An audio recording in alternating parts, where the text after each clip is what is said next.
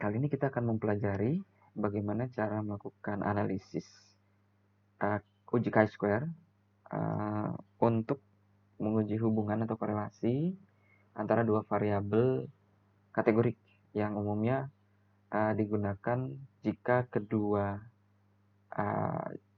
skala ukurnya berbeda. Misalnya kita ingin mengkorelasikan antara variabel dengan skala ukur nominal atau ordinal, atau sebaliknya, ordinal dengan nominal. Maka uji chi-square menjadi salah satu pilihan uji statistik yang tepat. Nah, kali ini kita akan mencoba mengkorelasikan antara jenis kelamin yang skala ukurnya nominal dengan status gizi yang skala ukurnya ordinal. Untuk melakukan uji chi-square, kita klik Analyze, kemudian Descriptive Statistic, dan Cross Tabs. Lalu kita masukkan jenis kelamin ke row ataupun status gizi ke kolom.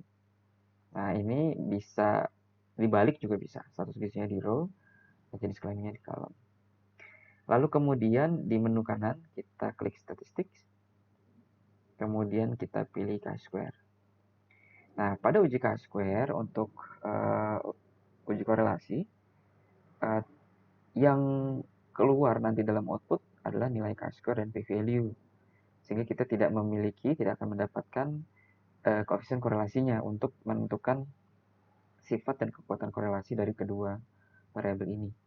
Maka kita tambahkan analisis koefisien P dan Kramers V untuk mendapatkan koefisien korelasi. Kita klik continue. Kemudian ada menu exact di sini untuk mengaktifkan uji Fisher exact. Kita klik, kemudian kita aktifkan exact-nya dan klik continue. Jika nanti asumsi dari chi-square yaitu lebih dari 20% sel memiliki expected count yang kurang dari 5. Nah, jika itu terjadi, maka chi-square tidak dapat digunakan, maka alternatifnya menggunakan uji Fisher exact. Kemudian selanjutnya pada menu cells, kita klik. Kemudian kita aktifkan checklist di expected untuk mendapatkan nilai expected count. Kita klik continue, lalu kita klik OK. Nah, mari kita lihat hasil analisisnya pada bagian output. Ini hasil analisis dari chi-square. Nah, nanti kalau murni chi-square-nya akan mendapatkan 3 tabel ya. Yang kita dapatkan di sini 4 tabel karena kita tambahkan untuk uji koefisien P dan Kramers V. Oke, mari kita lihat tabel yang pertama. Itu jumlah sampelnya ada 34, seluruhnya valid, tidak ada data yang missing. Kemudian tabel kedua ini tabel cross tab-nya atau tabel silangnya. Di sini kita bisa lihat ada dua variabel, yaitu jenis kelamin dengan 2 dimensi, perempuan dan laki-laki, serta variabel status gizi dengan 5 dimensi atau kurus, kurang, normal, lebih, dan obesitas. Sehingga kalau kita hitung selnya, 2 kali 5 berarti ada 10 sel. Nah, dari 10 sel ini kita lihat expected count-nya.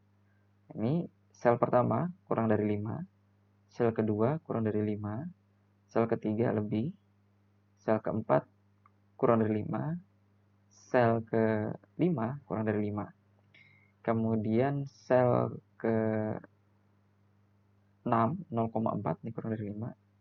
Kemudian sel ke-7 0,6 kurang dari 5. Ke-8 juga kurang dari 5. 9 dan 10 juga kurang dari 5. Berarti hanya satu sel yang lebih dari 5 expected count-nya. Artinya ini sudah bisa menandakan bahwa chi-square test ini tidak bisa digunakan. Nanti yang akan kita lihat adalah nilai Fisher exact-nya. Di tabel 3 ini adalah hasil analisis chi-square. Nah, di baris pertama ini Pearson chi-square. Ada value-nya atau nilai chi-square-nya 3,928. Kemudian p-value-nya ada di kolom exact significance, two-sided atau two-tailed. Ini p-value-nya 0,403. Nah, kita tidak menggunakan nilai ini karena asumsi chi-square tidak terpenuhi, maka kita lihat di baris Fisher exact test, yaitu 4,366. Inilah nilai Fishernya. P-value-nya ada di kolom exact two-sided ini, jadi 0,271. Jadi analisis chi-square sebagai korelasi antara jenis kelamin dengan status gizi itu P-value-nya 0,271, yang artinya P-value lebih dari alfa, sehingga dapat disimpulkan atau diinterpretasikan bahwa H0 diterima, sehingga kesimpulannya tidak ada hubungan yang signifikan antara jenis kelamin dengan status gizi. Nah, bagaimana dengan sifat dan tingkat korelasinya? Kita lihat di tabel keempat, ada nilai P dan Kramers V. Nah, ini kebetulan nilai value atau koefisien korelasi antara P dan Kramers V-nya sama. Kemudian antara dua nilai ini jika nanti ditemukan berbeda, manakah yang kita pilih antara koefisien P dan Kramers V? Koefisien P digunakan jika dimensi dari variabelnya itu dikotomi, sedangkan kalau Kramers V itu polikotomi. Mari kita lihat untuk jenis kelamin itu dikotomi, perempuan dan laki-laki hanya 2 dimensi, di 2. Kemudian status gizi poli karena lebih dari 2. Nah, dia memiliki 5 dimensi.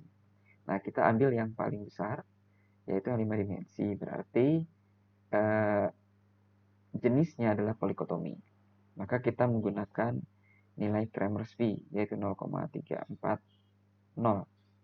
Nah, kita lihat tidak ada negatif di depannya, artinya sifat korelasinya itu negatif, yang artinya kecenderungannya berkebalikan, gitu ya. Antara perempuan dan laki-laki yang coding untuk jenis kelamin untuk perempuan itu adalah 1 dan jenis kelamin laki-laki 2. Kemudian untuk status gizi 1 kurus, 2 kurang, 3 normal, 4 lebih, dan 5 obesitas. Artinya jika dia korelasinya negatif, artinya jenis kelamin laki-laki itu cenderung memiliki status gizi dengan coding yang lebih besar. Jadi makin ke arah obesitas dibanding yang perempuan. Kemudian kita lihat korelasinya itu kekuatannya 0,340. Ini termasuk ke dalam korelasi lemah, ya. Jadi meskipun tidak ada korelasi, tapi ada kecenderungan yang lemah bahwa jenis kelamin laki-laki itu memiliki status gizi ke arah obesitas. Demikian cara analisis uji chi-square sebagai uji korelasi dan cara menginterpretasi dan menyimpulkannya. Selamat berlatih dengan data yang Anda miliki.